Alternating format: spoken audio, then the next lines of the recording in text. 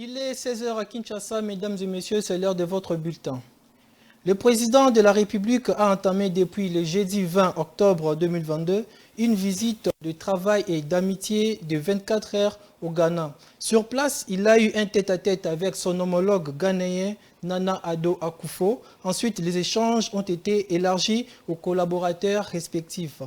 Des sujets d'intérêt commun, notamment la lutte contre le changement climatique pour affiner une stratégie africaine en vue de la COP27 en novembre prochain en Égypte. Commentaire Viningali Junior. 21 coups de canot tirés à blanc résonnent depuis les parvis du Jubilee House d'Accra au Ghana. Un invité des marques a fait son entrée ce jeudi 20 octobre dans ses palais présidentiels. Tout d'abord, l'exécution des hymnes nationaux et honneurs militaires. Le président de la République démocratique du Congo est en visite officielle à la porte vitrée où l'attendait son homologue ghanéen. L'accueil était chaleureux. Monsieur le Président. Ça me fait plaisir de vous voir ici à Accra.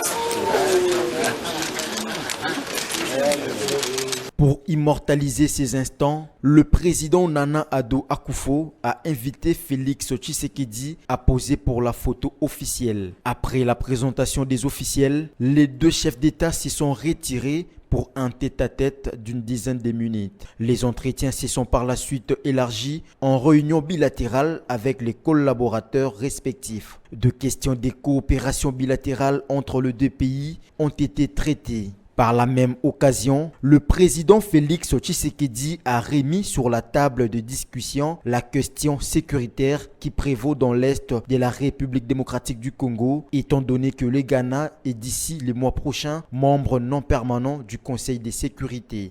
Il s'est agi essentiellement de développer la situation de l'est du pays, la situation sécuritaire de l'est de notre pays, parce que le Ghana est prochainement au mois de novembre, membre non permanent du Conseil de sécurité.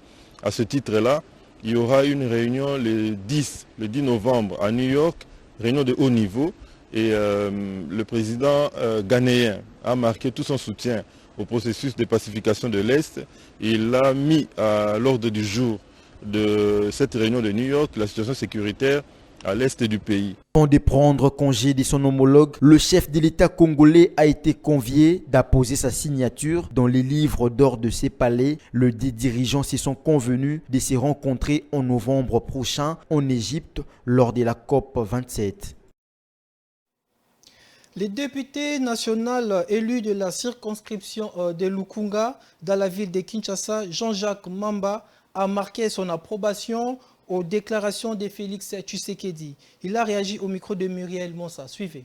Je crois qu'il va de la responsabilité du gouvernement et notamment du chef de l'État qui est le chef du gouvernement d'organiser l'économie, les finances en général et ainsi d'être amené à inviter ceux qui pourraient éventuellement investir dans notre pays qui regorge de plusieurs ressources pour que les Congolais puissent trouver du travail. Vous savez que nous avons un pays qui est difficile.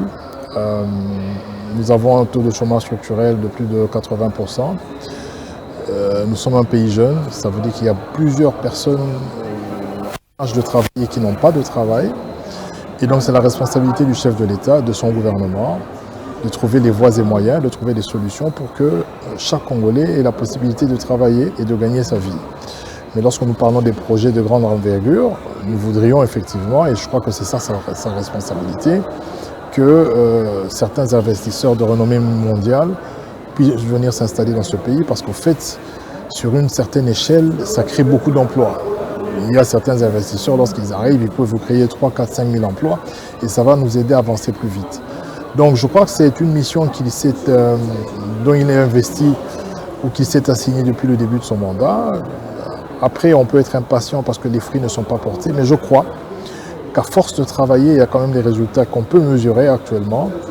Et nous ne pouvons qu'encourager la démarche, mais aussi encourager la démarche qui consisterait à promouvoir l'entrepreneuriat congolais, à financer nos propres PME, à encourager tous les jeunes qui ont des projets porteurs dans l'industrie, dans l'ingénierie ou dans les nouvelles technologies, essayer de créer des fonds pour soutenir notre propre industrie, notre propre entrepreneuriat, l'entrepreneuriat local fait partie des...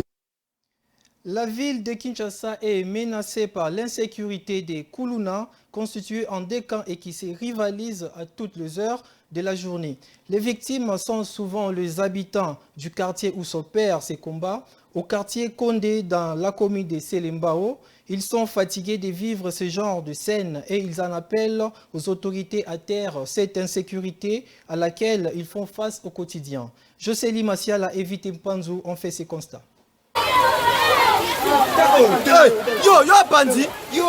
La population du quartier Kondé dans la commune de Selembao vit dans la psychose à cause du phénomène dit Kuluna. Car à chaque instant, il faut se mettre à l'idée de l'éruption de cette bande incivique en train de se livrer en spectacle de bagarres avec de machettes, bâtons ou autres instruments tranchants. Au passage de l'équipe des Mandiko TV, le riverain se sont vus dans l'obligation de demander de l'aide aux autorités, mais en décrivant le mode opératoire de ces Kuluna. De nombreux Kuluna se battent de jour comme de nuit, bâtons, machettes et de pierres. Ils sabotent tout à leur passage, même les enfants. C'est les sauve qui peut, surtout sous la pluie. Les policiers viennent toujours en retard et n'arrêtent que les innocents. Ils se disputent la contrée. Ils sont en deux camps. Quant à moi, que les autorités s'élèvent pour combattre et qu'ils nous viennent en aide. Pour les personnes d'un certain âge, c'est un problème d'éducation. Ça ne va pas avec les Kuluna. Nous n'avions pas grandi ainsi. C'est un problème d'éducation que l'État s'impose. Il faut noter que nos reporters ont quitté le lieu dans la précipitation, car non seulement parce que la pluie s'annonçait, mais surtout parce que le Kuluna en profite pour s'aimer la pagaille. La saison pluvieuse est une bénédiction ou un malheur pour les Kinois. Les constats faits après la pluie qui s'est abattue sur la capitale au début de la semaine nous démontrent que les mauvais jours sont encore devant nous. Plus de détails dans ces reportages de Martin Kaimbi.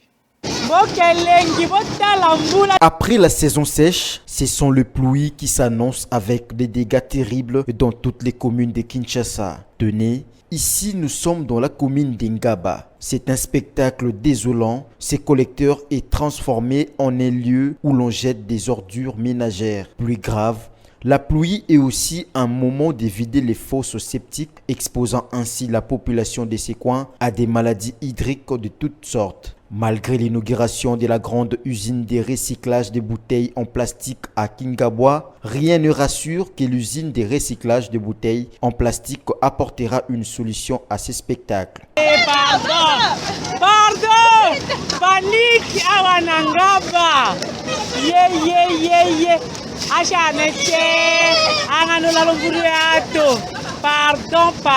Pardon. Oh, Mboka, hey. Mama le. Panique. La question que tout observateur averti se pose reste à savoir ce qui pourra arriver d'ici décembre, quand l'on sait que des grandes précipitations sont encore signalées par les services météorologiques de la RDC sur la capitale Kinshasa. Mesdames et messieurs, c'est la fin de ce bulletin d'information et bonne suite des programmes sur Mandiko Télévision.